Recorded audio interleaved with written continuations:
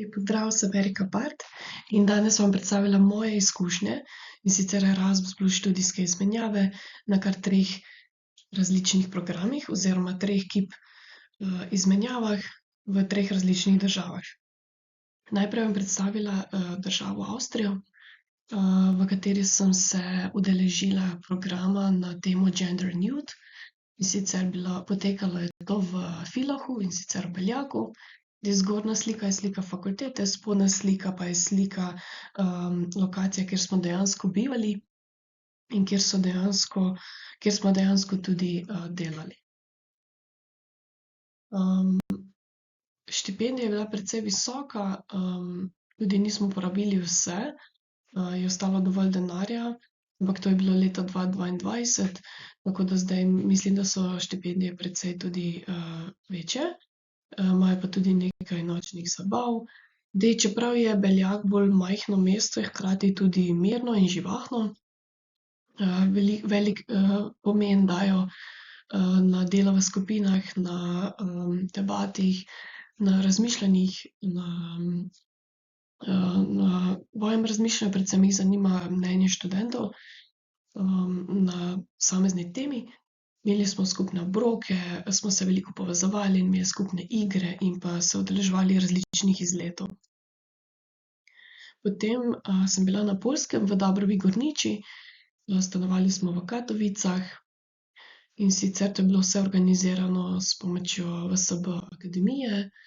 Ta program je potekal veliko bolj drugače, ker so prvič organizirali program, so se še malo lovili. Tema je bila trajnost. Štipendija je bila precej večja, zato ker je tudi to oddaljenost, večja. Tja smo potovali z, avtobusom in vlakom in pa GoOptijem. Seveda najboljša izbira je verjetno vlak, ampak, če se hočemo seveda držati trajnosti, imajo pa tudi veliko, nočnega življenja. Delali smo veliko v skupinah, se povezovali in pa spet imeli neke, igre in pa izlete. En večer smo imeli skupni bovling. Potem sem bila v Belgiji, in sicer v Gent, University. To je v Gentu, je precej, tudi majhno mesto, ampak zelo tudi živahno mesto. To je študentsko mesto, tako da je zelo veliko študentov tam, kar je precej zanimivo videti. Tema je bila zelo podobna, tudi trajnost, ampak SDG goali, torej SDG cilji. Štipendija je bila zelo visoka, tudi zaradi oddaljenosti. Smo pa tja potovali z letalom, zato ker bi bila pot, precej dolga, drugače se pa tudi da priti z vlakom ali pa avtobusom. Imeli smo tudi razne izlete, skupne obroke, debate in pa predavanja, neke skupne reševanje problemov. Zelo so pa prijazni ljudje v tem mestu. Potem, ja, razna povezovanja so bila, vse možno, no.